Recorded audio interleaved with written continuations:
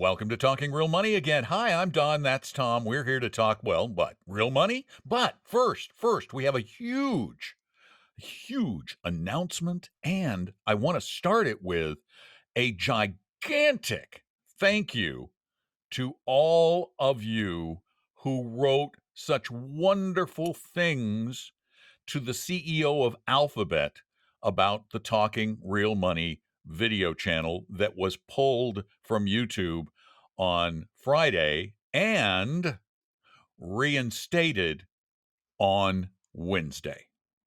It's back.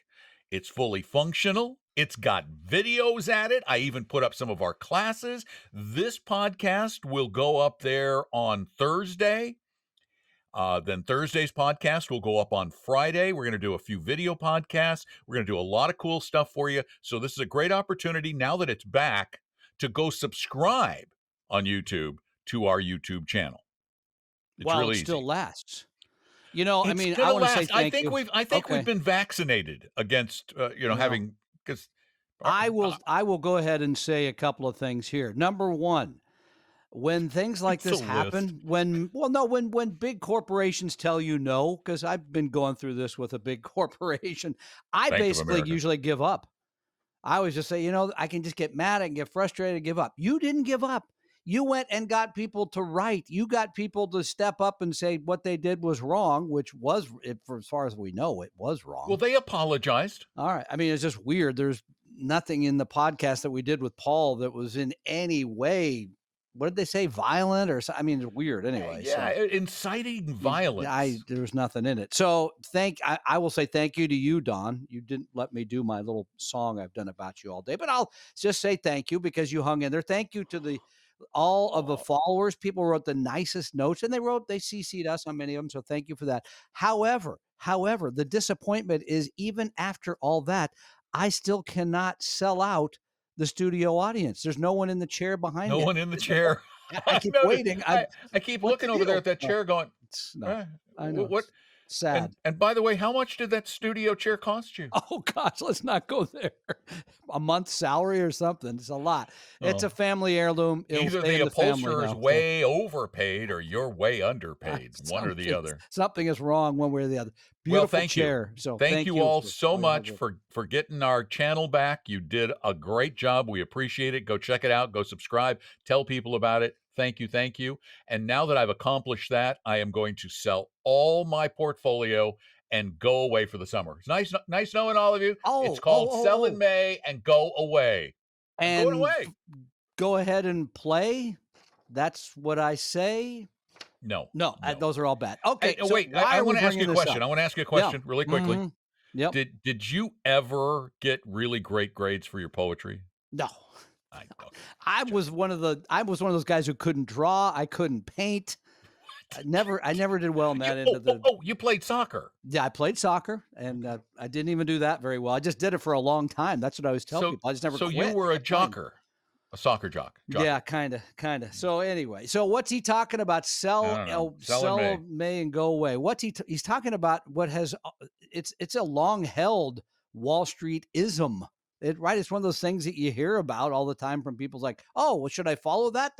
It's been around forever. Should I sell my stocks and put the money in cash and then buy them again in like November when stocks, will go up again? And the answer to that, of course, is no. But let's talk about the reasons why it's no. Yeah, I Yeah, wanna know. stocks have made more in the wintertime than in the summer, generally. Generally, this is always where the trouble starts. And then I'll just sell out of it. I think, by the way, this goes back to the folks in New York, the brokers, the fund managers, et cetera, that would rather be, somewhere north of New York, out of the hot and uncomfortable, Manhattan. That's just my Hey, take. we So gotta get us to the Catskills. We gotta get up exactly, there to the Catskills for a little burlesque and and some bad family fun on jokes. the lake. My Yeah, jokes might have worked in the Catskills. Might they still work. absolutely would have worked. Anyway, so I think this is where this all comes from. They're kind of lazy. I'll go up in the summer, do something.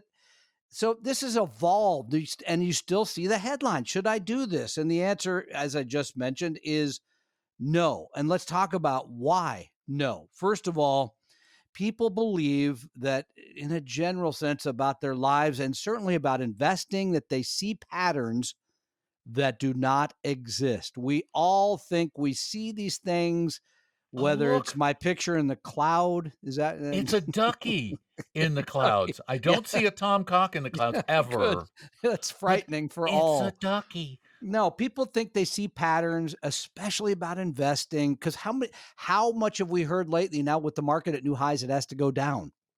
Well, Right. it It hasn't. wait, it always will at some point Yeah, go down, sure, and then absolutely. it will all or it I should say will, it has always gone to new highs. Exactly, at some point. So anyway, so we think we see these patterns and people that gives them comfort, right? We all want to think that the future is going to look like the past and it doesn't. Number 2, Mark Hulbert, a guy I think you should trust. He used to write a great newsletter that looked at newsletters, and because newsletters can make all these outrageous claims about being number 1 or telling you when to get out of the market in 1987 or the 5 tech stocks you had to own from 1995 to 1999, whatever it was. Mark actually did the trades and then told the world how it worked out. And by the way, he found out in a general sense, newsletter advice is doesn't make you any more than just a buy and hold diversified portfolio over time. But he has looked at the whole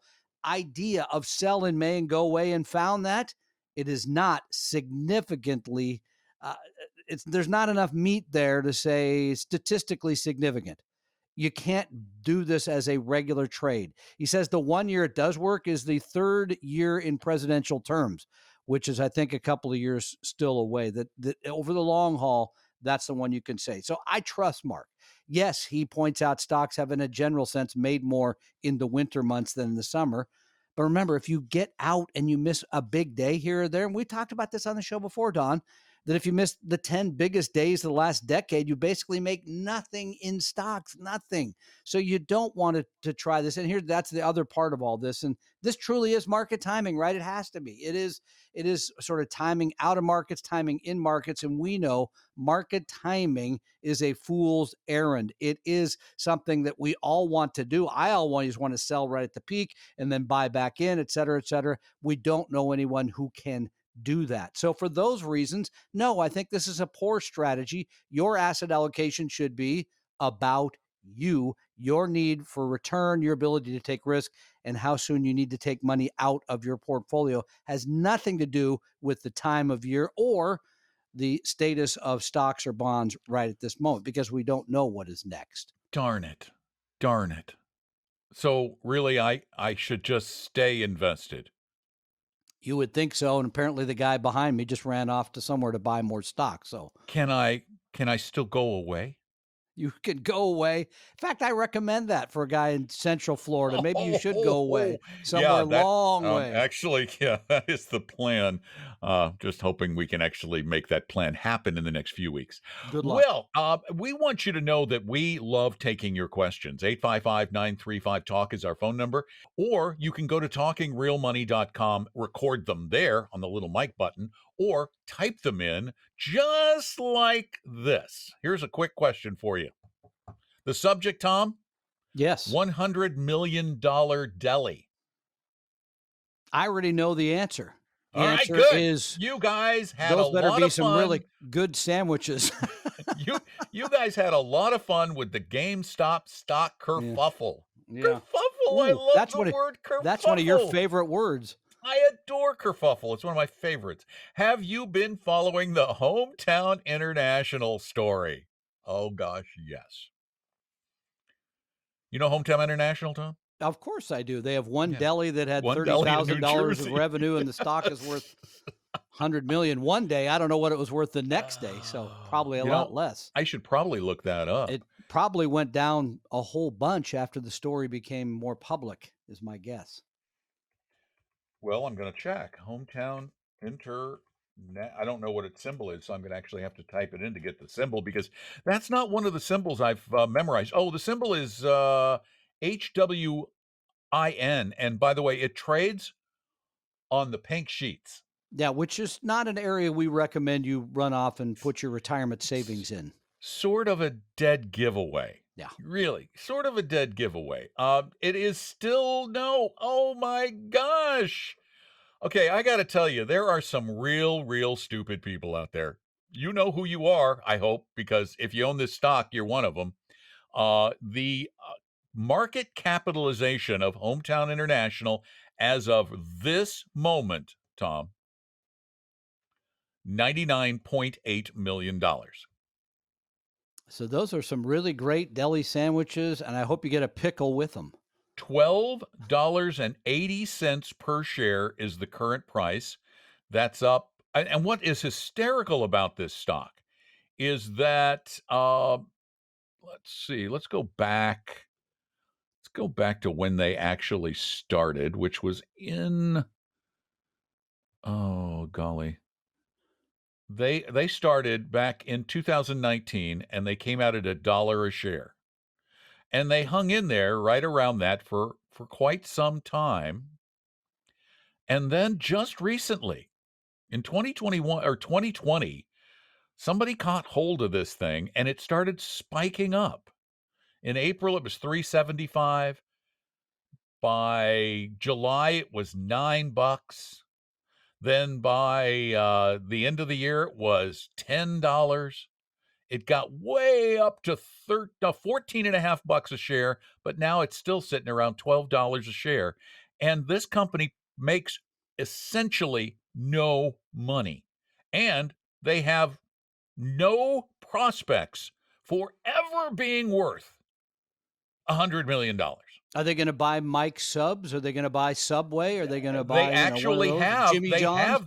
they have the equity to go out and buy up some other companies. I am surprised that the folks in who started this company. I'd be really surprised if they haven't already sold out of a bunch of their stock at these prices because they've got to know this is way too good to be true. And Way too again, good. this is still they still own one deli, One correct, deli, in New right, Jersey right. that had a very small amount of revenue. I mean, this is purely a speculation, not It's not unlike even that. Bitcoin at all, where you're just looking for the greater fool that will say, "Yeah, I'll pay $15 a share for that because I love a ham and cheese." I mean, that really makes no sense.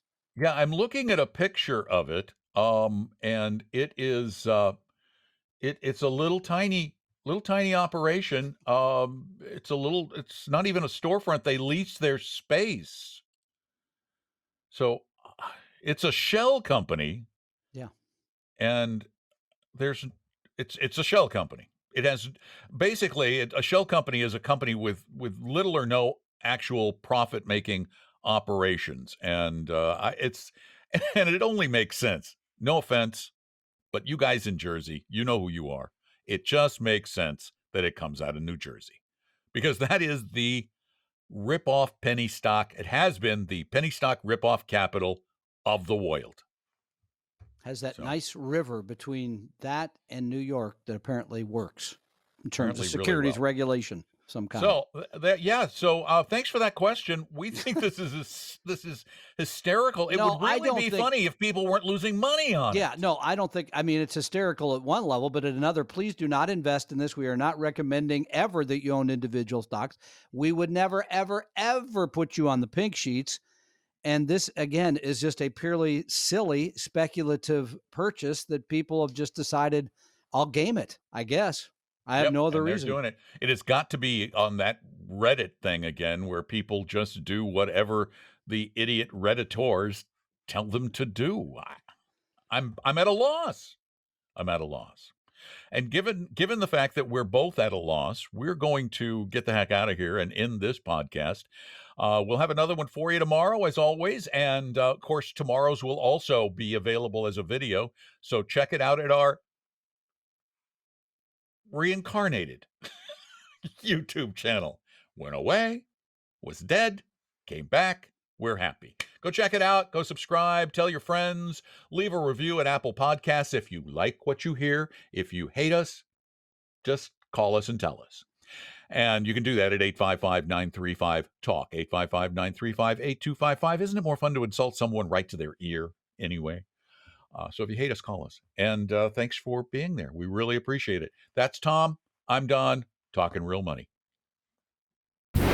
We hope you realize that the information provided on Talking Real Money is for educational and hopefully enjoyable purposes only. Providing personalized financial planning or investing advice takes time, so please consult with a really good fee-only fiduciary investment, tax, or legal advisor. We know a good one. Investing must always involve risk. In other words, you can and probably will lose money at times. Also, as much as you want it, no one can accurately, consistently predict the future. So past performance doesn't tell you a darn thing about what the future will bring.